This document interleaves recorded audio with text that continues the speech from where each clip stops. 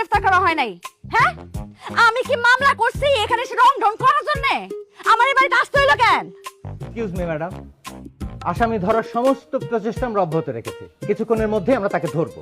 বদল না মালকে, আসামি এর সামনে দাঁড়ায় রইছে আর আপনি কাছে চেষ্টা অব্যাহত আছে। ধর, আয় ধর, আমারে ধর, ধর, আমদা করে ধর, গলাগলি করে দুজন মরিয়া যাবো। আয় আয়, মর তাইলে তুই মর, আমি কেন মরুম তোর সাথে?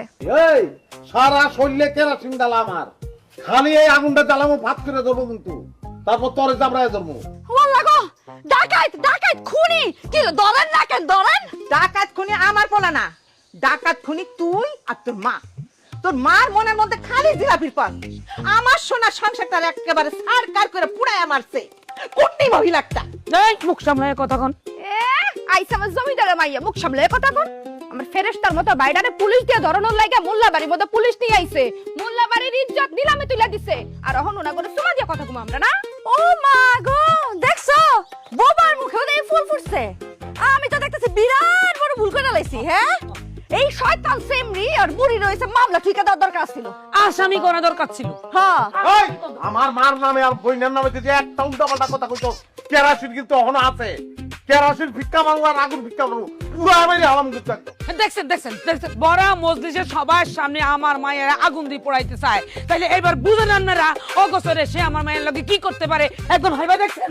রতন মোল্লা, এখনো বলছি ভালোই ভালোই আপনি ধরা দেন, তা না হলে কিন্তু আপনি মহা বিপদে পড়তে যাচ্ছেন। কেল্লিকা বিপদে পড়বো আমি কেল্লিকা বিপদে পড়বো স্যার, আমি তো অপরাধ করি নাই। আপনি অপরাধ করেননি সেটা তদন্তের পর প্রমাণিত হবে। আর তদন্ত যদি প্রমাণিত হয় যে আমি নির্দোষ, তাইলে কি হবো স্যার বলেন? তাহলে মিথ্যা মামলার অপরাধে আপনি স্ত্রীকে গ্রেফতার করা হবে। তাহলে চলেন, আমারে একলা লয়ে যাবেন না, এগো লয়ে যাবেন।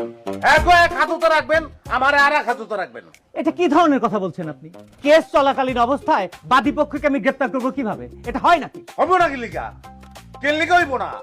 যেহেতু আজ পর্যন্ত প্রমাণ হয় নাই যে কে দোষী, তাহলে তাকেও লয়ে যাবেন, আমারও লয়ে যাবেন। এরা এক হাতুতে থাকবো, আমি আর এক হাতুতে থাকবো।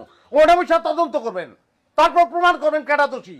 যে দোষী তারা রাখা দিবেন, যে দোষী না তারা বাইর করে দিবেন। খেলা শেষ। কথায় কিন্তু যুক্তি আছে। ভাই মিয়া, ওর কথায় আইন চলবে নাকি? রতন সাহেব, আপনি কিন্তু সুযোগ পেয়ে অনেক বাড়াবাড়ি করছেন। আপনি যদি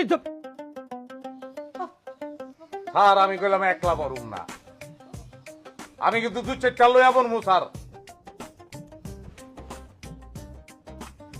আপনি যদি এখন আমার সাথে না যান, তাহলে কিন্তু আমি আপনার মা এবং বোনকে গ্রেফতার করে নিয়ে যাব। কোন আইনে, কোন আইনে নেবেন স্যার বলেন আমারে?